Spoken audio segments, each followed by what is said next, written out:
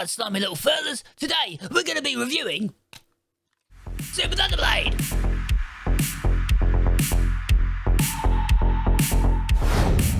Am I really about to say that I would prefer to play this? Good day, internet people. Lena here, and in today's video we're going to finally return to those retro reviews that I had been promising to do all those months ago.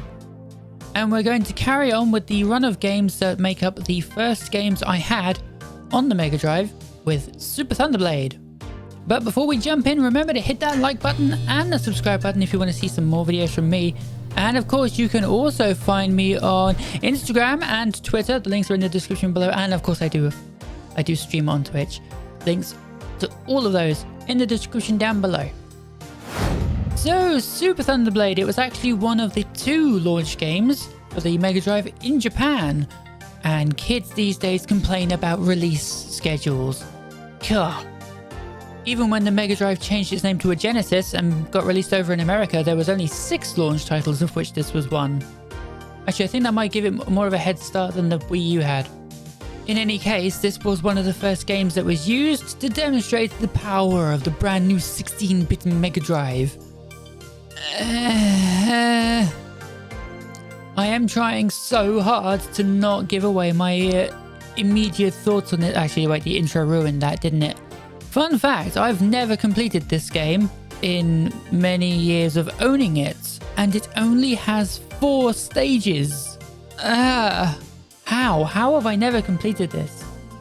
It makes no sense. Curiously enough, the game was also released on the Master System, but to help differentiate it, they only called the Master System version Thunderblade, and then called the Mega Drive one Super Thunderblade to make it sound even more amazing.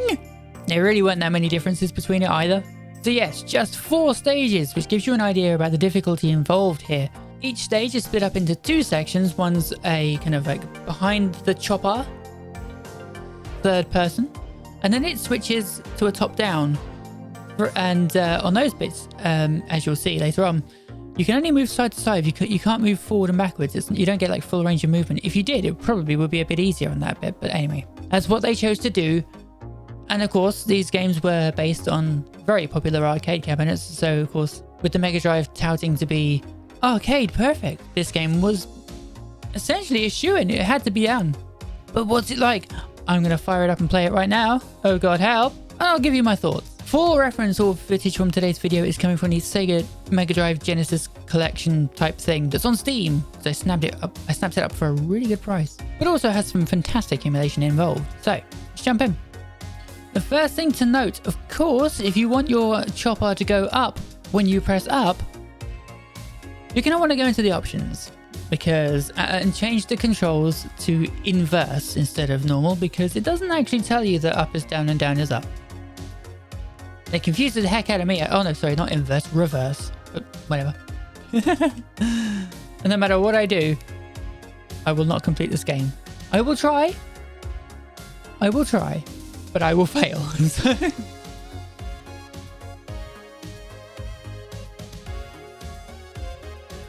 Also, curiously enough, the version of the game that runs on Steam has actually got the same thing that I pointed out in my previous video about Altered Beast. It'll be up in one of the corners, a link to that video, where it runs faster. It turns out it actually ran faster on non-PAL versions. Another thing I didn't know at the time. On the upside though, it does mean that if you finish it does mean that you can technically finish this game even quicker if you're if you know how to finish it. But I've never finished it, so that's a thing. So what you'll see is that the actual chopper itself is quite slow in its movements, and if you want to quickly switch from one direction to another, it's got the heaviness that you would expect of a chopper, you know? I'm doing everything in my power to not say chopter because I've been watching too many live streams of Jason Bradbury playing Fortnite. And, you know, you hold down the A button to fire. You do have an air brake, which is useful, especially on levels 2 and 4, because those ones are designed to make you scream with anger. Halfway through each level, you'll have your mini-boss, which is basically just go around in a circle. Because the thing, it's really weird because the AI is programmed to shoot where you are rather than where you're going to be. And yet, with this, so you know, you'd think that the typical shooter mindset of don't stay still, you won't die that way, should work pretty well. And yet, as I said, I just cannot complete this game. Even though it can be finished, you can complete this game inside 20 minutes. And for all my years of trying, I say years, I have not actually played this game for actual years, but yeah, I somehow never completed it. It annoys me. As much as I'm not a fan of Altered Beast, I can at least complete that. But this, something about this, I mean, I guess it was a lot worse back on the, you know, playing it on the actual hardware, where it was slower, so it felt more like cumbersome. Ow, dang. More cumbersome to actually, it did feel more like you were controlling a tank rather than a helicopter. It's supposed to be like a really agile thing to go through the air and dodge all of these endless bullets that are coming toward your face. And then, as I say, you get to the end of the stage and you get the top-down bit. As I say, you'll only be able to move. You can only move left to right. There is no moving up and down the screen. In theory, the best thing to do is just move left to right and keep firing. And it's so boring. There's something completely not... I don't know how to word it. It's just like, can we just not? Oh, God. I hate it so much. Arcade goodness in your home, everybody, at last. You can't dodge properly, but that's okay. Do you like the sound? Do you like the sound it makes when you get shot down? Get used to that. You will hear it a lot. So yeah, on average it takes about 4.5 minutes to get through a level. On average. Sod's law. This is like this particular run through I'm playing. I'm not filming. This will be the time where I actually complete the bleeding thing. But Stage 2 brings in a whole bunch of things like pillars and these like little arches that you have to fly through, requiring the use of your air brake, which is the B button. And it's hard enough when you've got so many bullets and all sorts coming for your face. The air brake takes just like changing direction does. You've also got a bit of a gap between holding the air brake and actually stopping. Also, not helping is the collision detection. Number of times where you think you're going to make it through the gap and you accidentally slam into the side of it and die. So I always find myself having to like hold the air brake down a lot. I've actually been trying to figure out whether or not you can die by being shot through the wall. I don't know. I can't quite tell.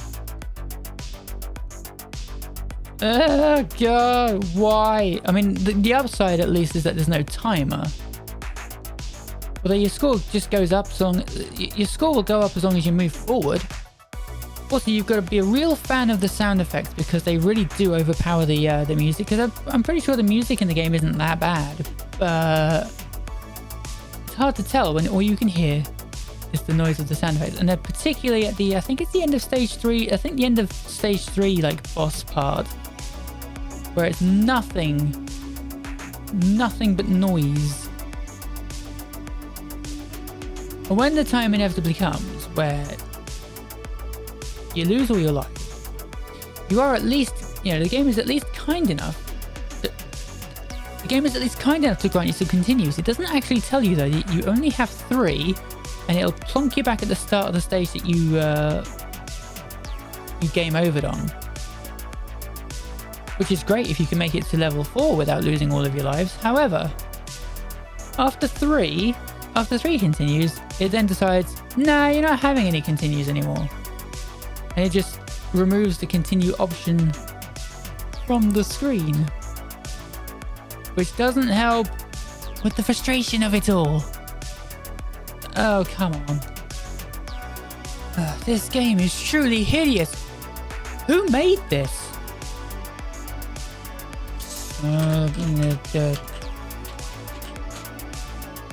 Who made this game?